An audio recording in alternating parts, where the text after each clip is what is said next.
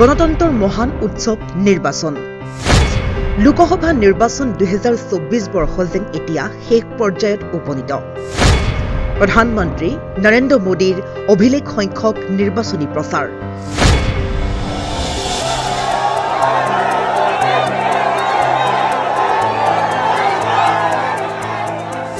আশীটাকৈ সাক্ষাৎকাৰ 206টা ৰেলীত অংশগ্ৰহণ নৰেন্দ্ৰ মোদীৰ পিছে এতিয়া ধ্যানত মগ্ন প্ৰধানমন্ত্ৰী নৰেন্দ্ৰ মোদী শেষ পৰ্যায়ত উপনীত হৈছে 2024 বৰ্ষৰ লোকসভা নিৰ্বাচন বৃহস্পতিবাৰে অন্ত পৰিল নিৰ্বাচনী প্ৰচাৰ প্ৰচণ্ড গৰমৰ মাজতে দেশৰ প্ৰধানমন্ত্ৰী নৰেন্দ্ৰ মোদীয়ে 236টা ৰেলীত অংশগ্ৰহণ কৰি সৃষ্টি কৰিলে অভিলেখ বৃহস্পতিবাৰে সন্ধিয়া 5 বজাত সমাপ্ত হল লোকসভা নিৰ্বাচন 2024 বৰ্ষৰ প্ৰচাৰ শনিবাৰে অনুষ্ঠিত হ'ব চূড়ান্ত পৰ্যায়ৰ ভোট গ্ৰহণ আৰু এতিয়া সকলোৰে চকু 4 জুনৰ ফলাফলৰ ওপৰত নিৰ্বাচনৰ ফলাফল যিয়ে নহওক কিয় সেই বিষয়ে একো ক'ব নোৱাৰি কিন্তু লোকসকলে কি সিদ্ধান্ত লয় বা সকলোৱে কি সিদ্ধান্ত ল'ব সেয়া কোনো ক'ব নোৱাৰি প্ৰায় এমাহ দুমাহ ধৰি চলি থকা এনে উৎসৱত প্ৰধানমন্ত্ৰী নৰেন্দ্ৰ মোদীক শক্তিক আন কোনো নেতাৰ সৈতে যেন তুলনা কৰিব নোৱাৰি তাৰেই যেন প্ৰমাণ কৰিলে দেশৰ প্ৰধানমন্ত্ৰীগৰাকীয়ে নিৰ্বাচনৰ দিন ঘোষণাৰ পাছতেই প্ৰায় দুমাহৰ ভিতৰতে দেশৰ প্ৰধানমন্ত্ৰীগৰাকীয়ে দেশত 206খনকৈ সভাত অংশগ্ৰহণ কৰে ইয়াৰ ভিতৰত আছিল কেইবাটাও ৰোড শ্ব' এই সময়ছোৱাত বিভিন্ন সংবাদ মাধ্যমক 80টাকৈ সাক্ষাৎকাৰ দিছে দেশৰ প্ৰধানমন্ত্ৰী নৰেন্দ্ৰ মোদীয়ে পঞ্জাবৰ হোছিয়াৰপুৰত প্ৰধানমন্ত্ৰী নৰেন্দ্ৰ মোদীয়ে 2024 বৰ্ষৰ শেষৰখন নিৰ্বাচনী সভাত অংশগ্ৰহণ কৰিছিল পঞ্জাবৰ 13খন আসনৰ আটাইকেইখন আসনৰ বাবে অন্তিম পৰ্যায়ৰ ভোট গ্ৰহণ 1 জুনত অনুষ্ঠিত হ'ব অৰ্থাৎ কাইলৈ অনুষ্ঠিত হ'বলৈ গৈ আছে অন্তিম পৰ্যায়ৰ ভোট গ্ৰহণ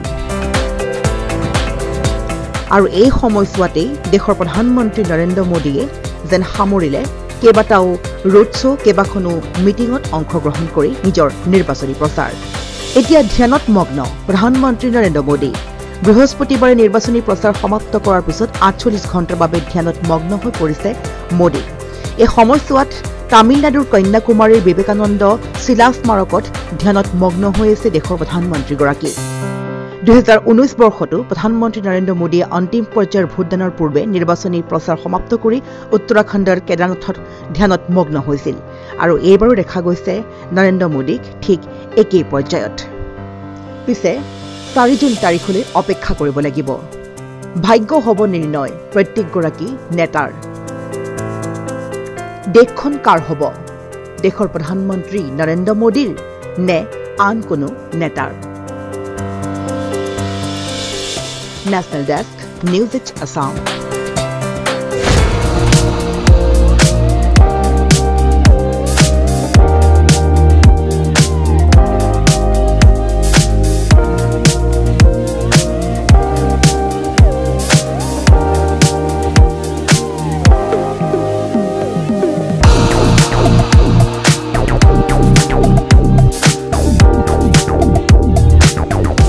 প্ৰয়োজন হৈ আছিল নেকি ফাৰ্নিচাৰ যিকোনো ধৰণৰ ফাৰ্নিচাৰেৰে ভৰপূৰ মোহিনী ফাৰ্নিচাৰ্ছ এণ্ড হোম ডেকৰ য'ত আছে ইনষ্টলমেণ্টৰ সুবিধা লগতে পাব আকৰ্ষণীয় offer sofa dining table bed mattress wallpaper office furniture